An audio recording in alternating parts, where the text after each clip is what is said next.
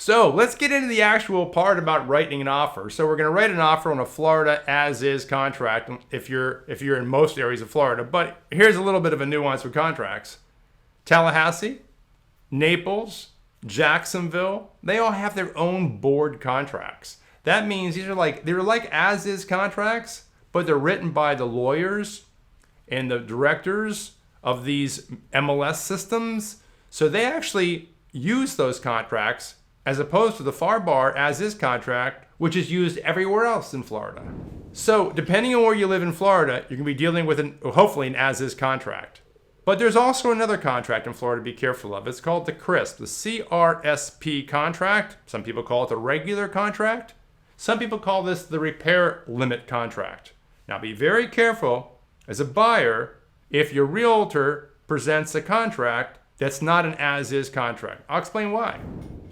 This is a very unusual contract, the CRSP, or the repair limit contract, because it actually provides 1.5% of the contract amount times 3 categories for open permits, general structure, and other things. It's dangerous. The reason why it's dangerous is that if you just sign that contract as it is, 1.5% times 3 is 4.5%.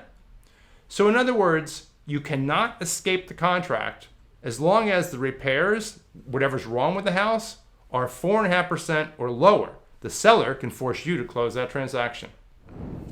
Now, if your realtor wants you to use a CRSP contract, the CRSP, or the repair limit contract as discussed with 1.5% default repair limits, you can still use that contract.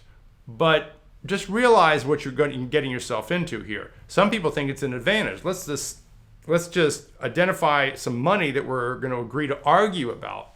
But if you get into a real argument with a seller over this stuff, you can be in trouble here a bit, because then you have to get a second inspection report and then maybe a third one to resolve the issue.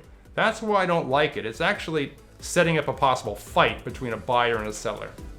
Let's talk about this CRSP contract just for a second. If I get one as a listing agent from a buyer's agent, the buyer's agent thinks it's to their advantage to use that. I don't think it is. But what I do to protect my seller is I cross out the 1.5% number that's a default number, and I might put in $500 per category for a total of $1,500. Now for my seller, that's a tenable risk. For a buyer, it's also tenable. So that's another way to use the contract, but it's got a lot of different timelines and some different things than the FAR as is. So you got to be careful as you go here.